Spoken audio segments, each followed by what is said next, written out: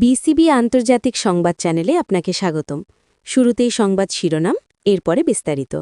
ইরানকে ধন্যবাদ জানালেন ট্রাম্প, কিন্তু কেন?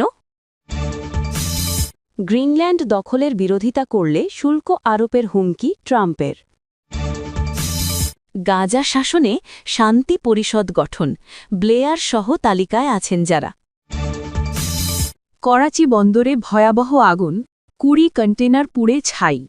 এতক্ষণ শুনছিলেন সংবাদ শিরোনাম, এখন বিস্তারিত। ইরানে গ্রেফতার হওয়া শত শত বিক্ষোভকারীর মৃত্যুদণ্ড কার্যকরের পরিকল্পনা বাতিল করায় দেশটির নেতৃত্বকে ধন্যবাদ জানিয়েছেন মার্কিন প্রেসিডেন্ট ডোনাল্ড ট্রাম্প। খবর টিআরটি ওয়ার্ল্ডের।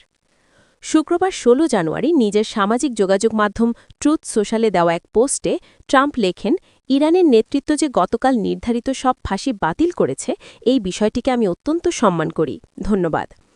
ট্রাম্প আরও বলেন, উপসাগরীয় কোনো দেশ বা ইসরায়েল তাকে হামলা থেকে বিরত রেখেছে এমন মন্তব্য সঠিক নয়, বরং ইরানের পদক্ষেপই তাকে সিদ্ধান্ত বদলাতে প্রভাবিত করেছে।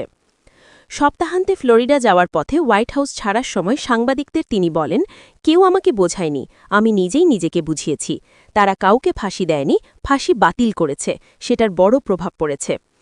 এর আগে বৃহস্পতিবার হোয়াইট হাউস জানায়, টানা কয়েক সপ্তাহের বিক্ষোভের প্রেক্ষাপটে ইরানি কর্তৃপক্ষ 800টি নির্ধারিত মৃত্যুদণ্ড স্থগিত করেছে। একই সাথে ওয়াশিংটন পরিস্থিতি ঘনিষ্ঠভাবে পর্যবেক্ষণ করছে বলেও জানানো হয়। ট্রাম্প বারবার ইরানের বিক্ষোভকারীদের পাশে থাকার অঙ্গীকার করেছেন। তার ভাষায়, কর্তৃপক্ষের দমনপীড়নে সেখানে হাজারো হতাহতের ঘটনা ঘটেছে। মঙ্গলবার তিনি ইরানি বিক্ষোভকারীদের বিক্ষোভ চালিয়ে যেতে এবং প্রতিষ্ঠানগুলো দখলে নিতে আহ্বান জানান এবং বলেন, সহায়তা আসছে। একই সাথে তিনি সতর্ক করে দেন, বিক্ষোভকারীদের ফাঁসি কার্যকর হলে তেহরানকে খুব কঠোর পদক্ষেপের মুখে পড়তে হবে। অন্যদিকে ইরানের কর্মকর্তারা বিক্ষোভকে দাঙ্গা ও সন্ত্রাসবাদ আখ্যা দিয়ে এইসবের পেছনে যুক্তরাষ্ট্র ও ইসরায়েলের মদত রয়েছে বলে অভিযোগ করেছেন। উল্লেখ্য, গত 28 ডিসেম্বর ইরানে প্রাণঘাতী ও সহিংস বিক্ষোভ শুরু হয়। তবে হতাহত বা আটক ব্যক্তিদের সংখ্যা নিয়ে ইরানি কর্তৃপক্ষ এখনও কোনো আনুষ্ঠানিক তথ্য প্রকাশ করেনি। গ্রিনল্যান্ড দখলের পরিকল্পনায় অনড় মার্কিন প্রেসিডেন্ট ডোনাল্ড ট্রাম্প। এবার তিনি ডেনমার্কের স্বায়ত্তশাসিত এ অঞ্চলটি দখল নিয়ে তার পরিকল্পনায় সমর্থন না দেওয়া দেশগুলোর ওপর বাণিজ্যিক শুল্ক আরোপের হুঁশিয়ারি দিয়েছেন। শুক্রবার 16 জানুয়ারি হোয়াইট হাউসে আয়োজিত একটি স্বাস্থ্য বিষয়ক গোলটেবিল আলোচনায় এই হুমকি দেন তিনি। খবর এএফপির। ট্রাম্প বলেন, যদি দেশগুলো গ্রিনল্যান্ডের বিষয়ে আমাদের সঙ্গে একমত না হয়, তাহলে আমি তাদের ওপর শুল্ক বসাতে পারি, কারণ আমাদের জাতীয় নিরাপত্তার জন্য গ্রিনল্যান্ড প্রয়োজন। দ্বিতীয় মেয়াদে ক্ষমতায় আসার পর বারবার গ্রিনল্যান্ডের কৌশলগত অবস্থান, প্রতিরক্ষা গুরুত্ব ও বিপুল খনিজ সম্পদের কথা উল্লেখ করে এই দাবি করে আসছেন ডোনাল্ড ট্রাম্প।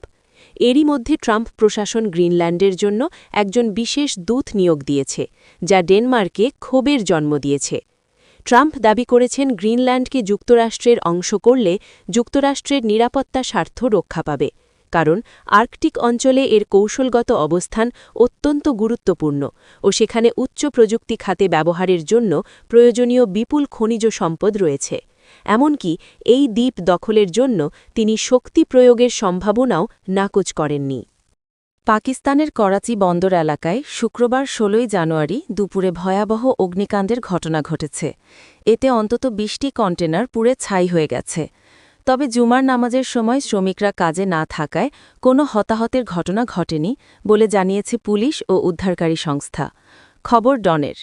দক্ষিণ করাচির ডিআইজি সৈয়দ আসাদ রাজা জানান, করাচি ইন্টারন্যাশনাল কন্টেনার টার্মিনালের কেআইসিটি এর ওয়েস্ট হোয়ার্ফ এলাকায় একটি কন্টেনারে আগুন লাগার খবর পেয়ে পুলিশ দ্রুত ঘটনাস্থলে পৌঁছায়। একই সঙ্গে ফায়ার সার্ভিস ও উদ্ধারকারী দল আগুন নেভানোর কাজে যোগ দেয়। সরকারি উদ্ধারকারী সংস্থা রেস্কিউ 1122 এর মুখপাত্র হাসান উল হাসিব খান বলেন, শুক্রবার দুপুর আনুমানিক 1:45 মিনিটে বন্দরের ওয়েস্ট হোয়ার্ফের গেট 20 এলাকায় একটি কন্টেনারে আগুন লাগার খবর পাওয়া যায়। উদ্ধারকারী দল ঘটনাস্থলে পৌঁছানোর আগে পাশের আরেকটি কন্টেনারেও আগুন ছড়িয়ে পড়ে। পরে অতিরিক্ত উদ্ধারকারী দল ডাকা হয়। রেস্কিউ 1122 এর তথ্যমতে আগুনের সূত্রপাত ঘটে একটি কন্টেনারে থাকা বৈদ্যুতিক ড্রাই কেমিক্যাল ও লিথিয়াম ব্যাটারি থেকে। সেখান থেকে আগুন ছড়িয়ে পড়ে আরও ১৯টি কন্টেনারে, যেগুলোতে ব্যাটারি, কাপড় ও অন্যান্য পণ্য ছিল। সব মিলিয়ে ২০টি কন্টেনার পুরোপুরি পুড়ে যায়, যার ফলে বড় অঙ্কের আর্থিক ক্ষতি হয়েছে। হাসানুল হাসিব খান জানান, এই আগুন নেভাতে বড় চ্যালেঞ্জের মুখে পড়তে হয় উদ্ধারকারী দলকে। কারণ এই ধরনের আগুনে সাধারণ পানি কার্যকর নয়, বরং বিশেষ ধরনের পাউডার প্রয়োজন হয়। Karachi Water and Sewerage Corporation পানি সরবরাহ করে এবং rescue service, Karachi Metropolitan Corporation, KPT ও পাকিস্তান নৌবাহিনীর মোট ২০টি ফায়ার টেন্ডার দীর্ঘ চেষ্টার পর বিকেল ৪:৫০ আগুন নিয়ন্ত্রণে আনে। তবে আগুনের কারণ নিয়ে ভিন্ন মত রয়েছে। ডিআইজি সৈয়দ আসাদ রাজা জানান, প্রাথমিক তদন্তে জানা গেছে কাপড় ভর্তি একটি কন্টেনারে শর্ট সার্কিট থেকে আগুনের সূত্রপাত হয় এবং তা আশপাশের কন্টেনারে ছড়িয়ে পড়ে। বিকেল ৪:৪৫ মধ্যে আগুন পুরোপুরি নিয়ন্ত্রণে আনা হলেও পরে ঠান্ডা করার কাজ চলতে থাকে। করাচি পোর্ট ট্রাস্ট কেপিটি সূত্র জানায়, দ্রুত ও সমন্বিত জরুরি ব্যবস্থার কারণে বড় ধরনের ক্ষয়ক্ষতি এড়ানো সম্ভব হয়েছে। সংশ্লিষ্ট সব সংস্থার পেশাদারিত্ব ও সমন্বয়ের প্রশংসা করেছে কর্তৃপক্ষ। এর আগেও করাচিতে ভয়াবহ অগ্নিকাণ্ডের ঘটনা ঘটেছে। ২০২০ সালে কিয়ামারির একটি তেল টার্মিনালে আগুনে ২ জন নিহত এবং ৩ জন আহত হন। প্রেসিডেন্ট ডোনাল্ড ট্রাম্প গাজা উপত্যকার পুনর্গঠন ও তদারকির জন্য নবগঠিত শান্তি পরিষদ গঠনে সাবেক ব্রিটিশ প্রধানমন্ত্রী টনি ব্লেয়ারকে অন্তর্ভুক্ত করেছেন। হোয়াইট হাউসের তথ্য অনুযায়ী ট্রাম্পের এই ২০ দফা শান্তি পরিকল্পনা বাস্তবায়নের লক্ষ্যে গঠিত বোর্ডে ব্লেয়ারের পাশাপাশি ট্রাম্পের জামাতা জারেড কুশনার, মার্কিন পররাষ্ট্রমন্ত্রী মার্কো রুবিও এবং মধ্যপ্রাচ্য বিষয়ক বিশেষ দূত স্টিভ উইটকফ প্রতিষ্ঠাতা সদস্য হিসেবে থাকছেন। এই বোর্ডে আরও রয়েছেন অ্যাপোলো গ্লোবাল ম্যানেজমেন্টের সিইও মার্ক রোয়ান, বিশ্বব্যাংকের প্রেসিডেন্ট অজয় বাঙ্গা এবং মার্কিন deputy national security adviser Robert Gabriel. বোর্ডটির মূল লক্ষ্য হল গাজার শাসন ব্যবস্থা উন্নয়ন, আঞ্চলিক সম্পর্ক জোরদার, অবকাঠামো পুনর্গঠন এবং বড় ধরনের বিনিয়োগ ও তহবিল সংগ্রহ নিশ্চিত করা। অন্যদিকে গাজার মাঠ পর্যায়ের কার্যক্রম তদারকির জন্য বুলগেরিয়ান কূটনীতিক নিকোলে ম্লাদেনভকে গাজা বিষয়ক হাই রিপ্রেজেন্টেটিভ বা উচ্চ প্রতিনিধি হিসেবে নিয়োগ দেওয়া হয়েছে। এর পাশাপাশি গাজার সাধারণ প্রশাসনিক কার্যক্রম এবং জনসেবা পরিচালনার জন্য গাজা এক্সিকিউটিভ বোর্ড এবং national committee for the administration of Gaza গঠন করা হয়েছে। ফিলিস্তিনি কর্তৃপক্ষের সাবেক উপমন্ত্রী আলী সাথ এই কমিটির নেতৃত্ব দেবেন।